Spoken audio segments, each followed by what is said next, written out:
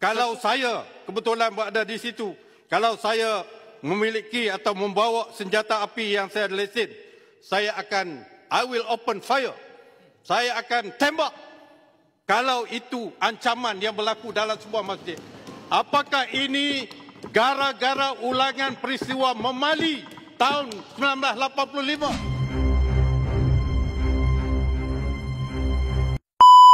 Makin hari makin panas, makin hari makin melahar mulut-mulut MP pembangkang kita membina naratif. Kalau perkara yang dibangkitkan tu relevan, okeylah lagi kerajaan pun dengan rela hatinya cuba improve mana yang mampu. Tapi kalau perkara yang digembar-gemburkan pembangkang tu nyata menyimpang jauh, fitnah sana dan sini, macam mana kerajaan mahu wakuf? Ini seperti dakwaan terbaru oleh Ketua Whip Perikatan Nasional PN yang juga merupakan MP Kota Baru, Taqiyuddin Hassan dalam parlimen baru-baru ni lah. Dia kata satu latihan yang didakwa dijalankan oleh Agensi Penguatkuasaan Maritim Malaysia APMM di Masjid Rusila Marang, Terengganu pada 19 September lalu telah mendatangkan satu kebimbangan apabila ia dilihat seolah-olah mahu mengulangi peristiwa Memali 1985. Taqiyuddin mendakwa sekumpulan 10 hingga 15 individu menaiki 5 kenderaan memasuki Masjid Rusila tanpa kebenaran. Tindakan tu katanya bukan saja menimbulkan ketakutan, malah mencetuskan keresahan dalam kalangan jemaah. Satu kumpulan orang, sekitar 10 hingga 15 orang dalam 5 kenderaan telah tiba-tiba dalam keadaan mencurigakan menyerbu masuk ke dalam Masjid Kampung Rusila Marang. Apabila ditegur oleh orang ramai yang berada di situ, mereka menjawab, kami polis.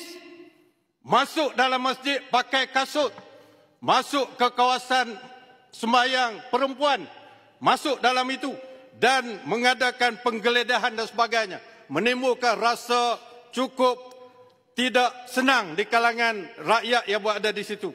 Saya ada banyak dokumen dan juga video pun dia diambil daripada CCTV masjid itu. Kalau saya kebetulan berada di situ, kalau saya memiliki atau membawa senjata api yang saya lesen, I will open fire. Saya akan tembak. Kalau itu ancaman yang berlaku dalam sebuah masjid. Apakah ini gara-gara ulangan peristiwa Memali tahun 1985? Penyerangan terhadap tempat suci ibadat rakyat. Ini bukan kerana masjid. Kalau ini berlaku dalam satu gereja atau dalam satu tempel pun, kami menentang perkara itu berlaku. Tak cukup dengan tu, hari ni dia tampil lagi buat PC, duk petikailah dan persoal kenapa Masjid Rusila jadi tempat latihan APMM lah, kenapa tak dimaklumkan lebih awal lah, kenapa parking tepi rumah Presiden mereka Abdul Hadi Awang lah, dan macam-macam lagi persoalan yang dilihat sengaja dicetuskan pihaknya. Seperti yang disahkan oleh penduduk setempat, tiada sebarang aktiviti latihan air dijalankan di laut atau kawasan pesisir pantai di berhampiran dengan Masjid Kampung Rusila ini pada tarikh dan masa yang dinyatakan.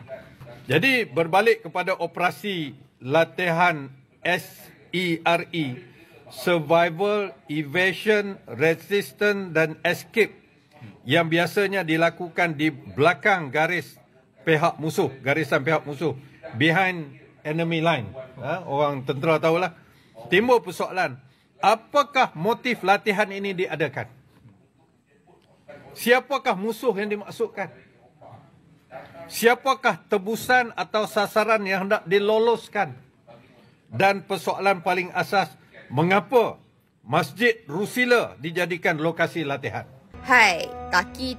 Perkara yang berlaku pada 19 September, tapi lepas sebulan baru dia kecoh di parlimen. Sebulan ni lama. Kalaulah benda tu betul-betul berlaku, dah kecoh satu dunia. Tak perlu tunggu sampai sebulan namanya. Video CCTV yang dikata ada tu pun dah tentulah akan ditularkan. Apa yang tak boleh masuk di akal tu, bila Taki ni boleh pula cakap yang kalau dia bawa senjata dan ada di sana waktu tu, dia akan lepaskan tembakan pada anggota APMM. Wow, kita tahu ahli parlimen boleh dapat lesen, tapi tak perlulah nak ugut pasukan keselamatan kita sampai begitu sekali? Apa dia fikir? Hanya geng PAS dan penduduk Rusila je lah yang boleh masuk kawasan masjid tu kot gamaknya. Nak tahu jugalah situasi apa hingga si Taki ni sanggup nak lepaskan tembakan kepada APMM tu kan? Apa-apa pun pihak APMM pun telah keluarkan kenyataan dan mengakui sebenarnya mereka hanya berhenti solat asar, beriktikaf dan berehat sebentar setelah selesai tugasan. Menurut mereka, masjid dah dimaklumkan lebih awal dan tiada gangguan kepada jemaah pun. Tapi berkemungkinan berlaku kesilapan informasi sehingga maklumat tak sampai kepada pihak mereka. Sebab itulah sampai report polis pun telah dibuat. Yang peliknya, bila si Taki cuba gambarkan konon ini mirip peristiwa Momali yang mana dulu telah korbankan 14 mangsa akibat terpengaruh dengan amanat Haji Hadi. Persoalannya sekarang ni, adakah dia sengaja nak bakar semangat ahli PAS untuk tumpahkan darah lagi? Atau sebenarnya dia terperangkap dalam ketakutan sendiri hasil politik